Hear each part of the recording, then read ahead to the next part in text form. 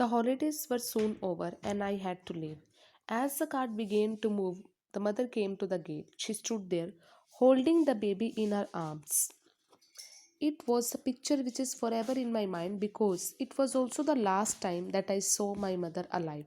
So these lines are very important because now there was a meeting between David and his mother, and this was the last meeting.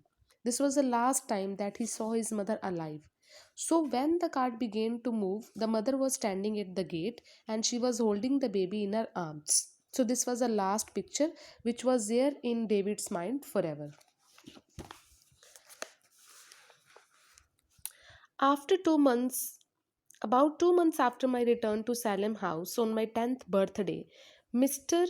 Creakle called me to his office and said, "Sit down, David. I have something to tell you." So it was a 10th birthday of David when Mr. Creakle, the headmaster of Salem House, called David.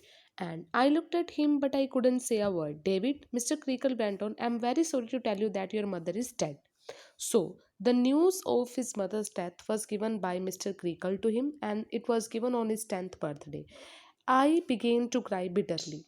So, David was really crying much as his mother died, and this news he got on his 10th birthday. The next afternoon, I left Salem House for home. Pigoti was waiting for me at the gate. So when David went there, he saw Pigoti was waiting for him at the gate. Mr. Murdstone was sitting by the fire.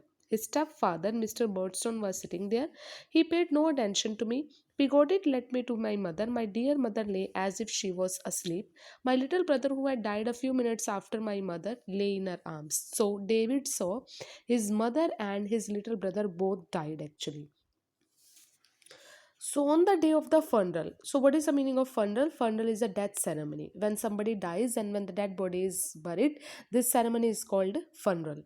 We stood around the grave. Grave is a place where dead body is buried.